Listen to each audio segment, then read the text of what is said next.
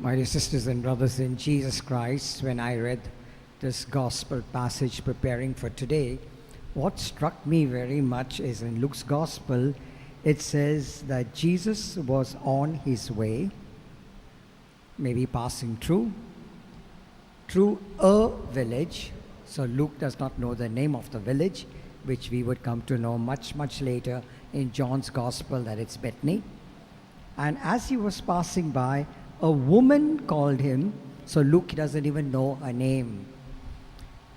And that woman, as we know in the gospel, would then be called Martha. What's so amazing is that I like to picture this like Jesus, tired, walking through a village and going through, and then this woman says, "Come here, come here." And when he enters, she says, "Lord, you must be tired." She knows who he is because all through the text she calls him Lord. So she must have been someone who heard him, heard about him. And the very fact that he responded must have given her extra joy that he has responded to come to the house.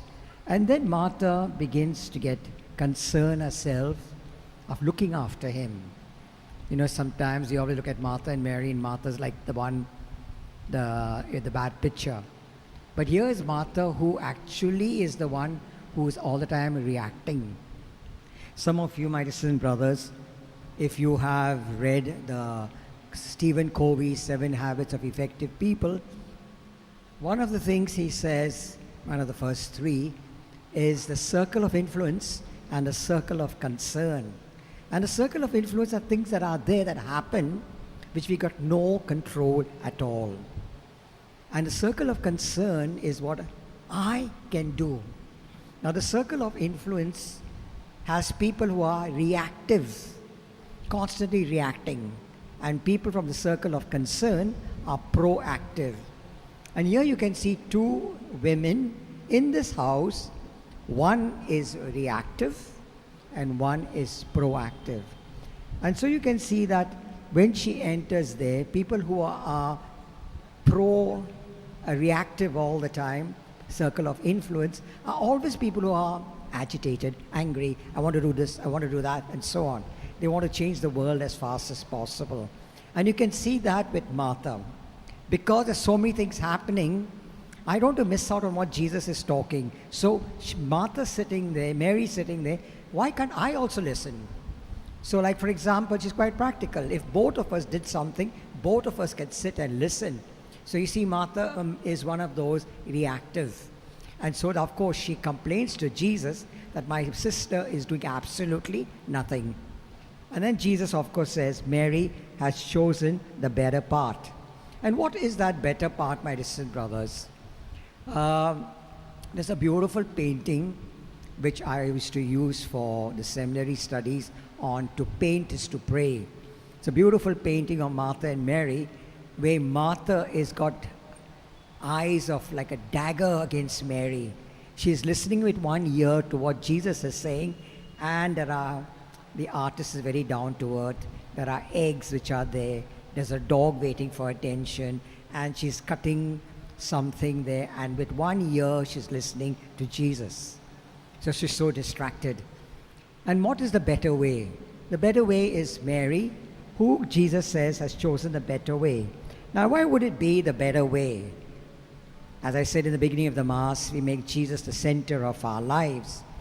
I don't know about you, my dear sisters and brothers, but one of the most irritating things is when we are called to somebody's house and we're called, say, for a lunch or a dinner. The lady of the house is all the time running in and out, in and out, in and out from the front room or the hall into the kitchen and coming back. And this. I mean, you knew I was coming, or you knew your guest was coming, so couldn't you do something and prepare? Like they say in Master Chef, they prepare, there's a French word that they use to prepare things before the serving starts. In the same way, of course, in this case, as I said, Martha was not aware.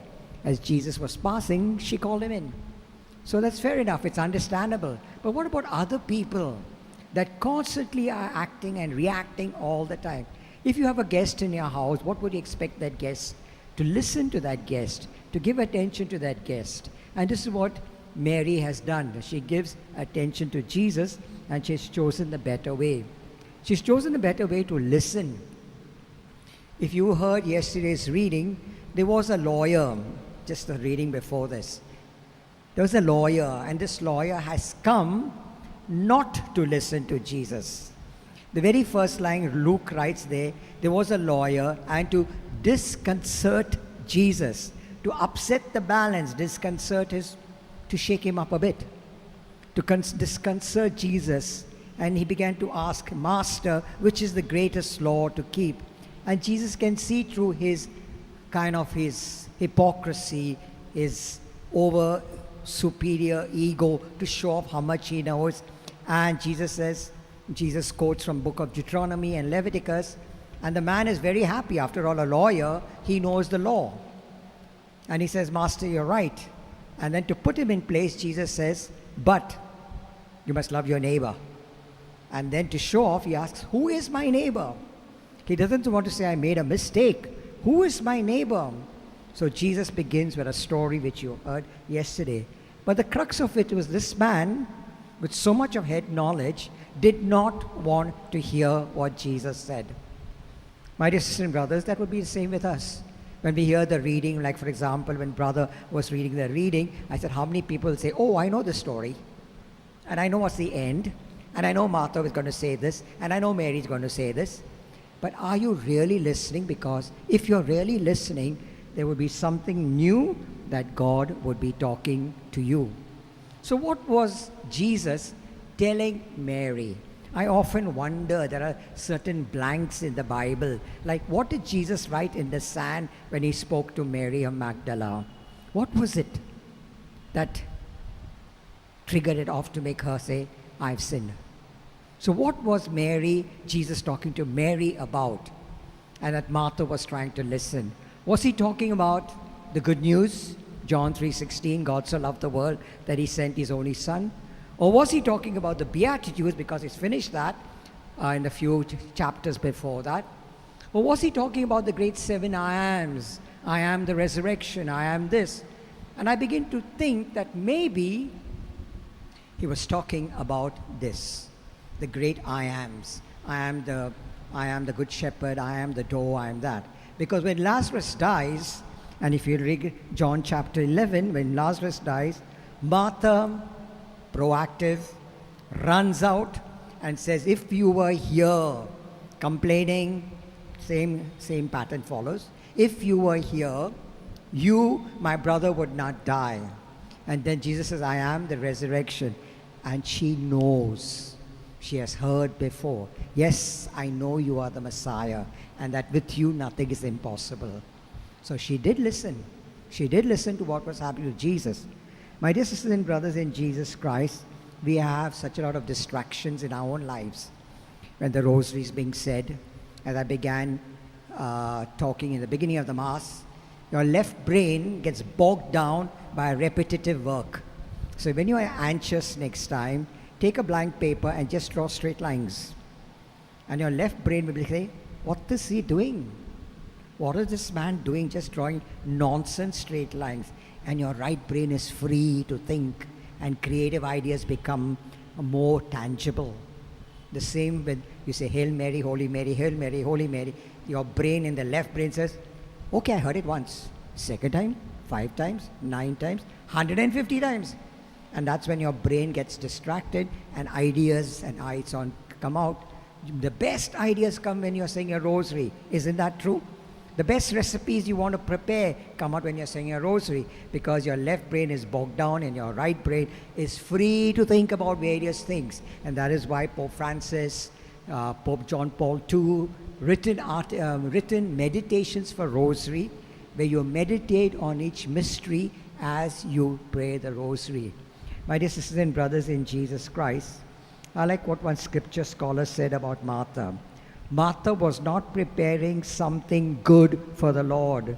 She was downright sinning in front of the Lord by not listening to him. She had her priorities wrong, and for that reason, she would be anxious. When are we anxious? We're anxious when things are not going too well. And that is why I'd like to end with what St. Paul says. Do not be anxious about anything, but in everything, by prayer and supplication and thanksgiving, let your request be made to God.